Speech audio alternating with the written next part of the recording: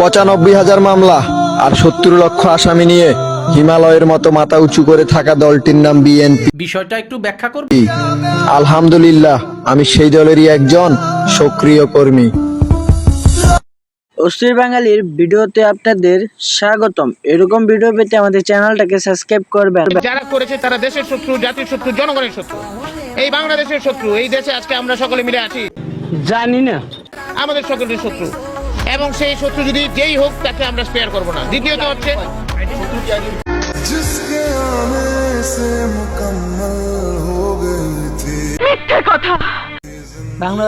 বাংলাদেশের যে ভয়াবহ অবস্থা দেখলে পরে যে কেউ চোখ দিয়ে পানি বেরিয়ে পড়বে। আমি এই ভিডিওটা বানানোর সময় যে পরিমাণে চোখ দিয়ে পানি বেরিয়েছে ধারণার বাইরে।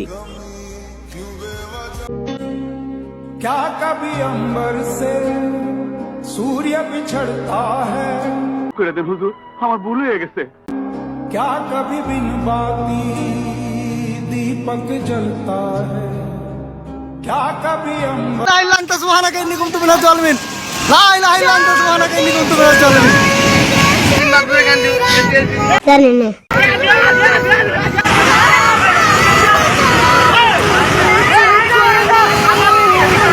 जिसके आने से मुकम्मल हो गई थी जिंदगी। এরকম দুর্গত জীবন আর কতদিন থাকতে হবে? তাড়াতাড়ি ভাই আমাদের কিন্তু কমেন্ট করে জানাবেন।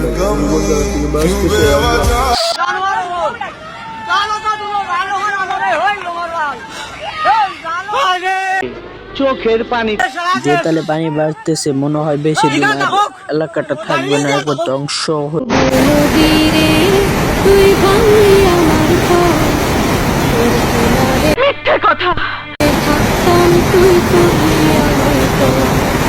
সকাল দুপুর সাজে এসেছো সেই তুমি বাড়িয়ে দিতে হাত দিন দুঃখীর বিপদে। মামা আমি বিশ্বাস করি না। কি মানুষের সবুজে সকাল এলো তোমার শপথে।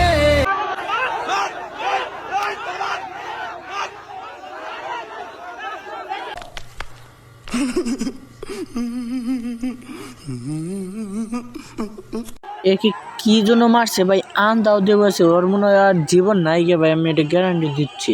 আন দাও যখন মেরেছে ওর জীবন শেষ। মানুষ কতটা আন্তরিক, এখানে ট্রাক একটার পর একটা সিরিয়াল ধরছে, জাস্ট নেক্সট হেল্পিং হ্যান্ড সবাই নিয়ে যাচ্ছে নৌকা নিয়ে, বোট নিয়ে। বাংলাদেশের বন্যা পরিস্থিতি নিয়ে ঠাট্টা করার অভিযোগে ভারতীয় সংবাদ মাধ্যম জি মিডিয়া এর ওয়েবসাইট হ্যাক করেছে বাংলাদেশি হ্যাকাররা। আচ্ছা, সেই সাথে ওয়েবসাইটের একদম উপরে আরবিতে লেখা কালিমা শরীফ ঝুলিয়ে দেওয়া হয়েছে। এরপর বাংলা ও ইংরেজিতে লিখে দেওয়া হয়েছে নেক্সট নদীরে কুল ভাঙে ও পার গড়ে, নদীরে কুল ভাঙে ও পার গড়ে। বলেন কি? নদীর খেলা সকাল বেলা। অস্থির বাঙালি ভিডিওতে আপনাদেরকে স্বাগতম। এরকম ভিডিও পেতে আমাদের চ্যানেলটাকে সাবস্ক্রাইব করবেন। ইন্ডিয়া রেডি থাক, 7 সিস্টার নেওয়ার জন্য তোদের বাবু সাহেব বের হইছে।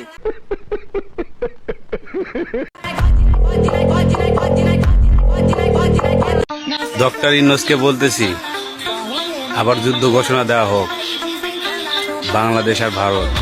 বেশি আলবাল বকলে না কানের গোড়া একটা থাবড়া মারবো। অস্থির বাঙালি অস্থির ভিডিওতে আপনাদের স্বাগতম। এরকম ভিডিও পেতে আমাদের চ্যানেলটাকে সাবস্ক্রাইব করবেন।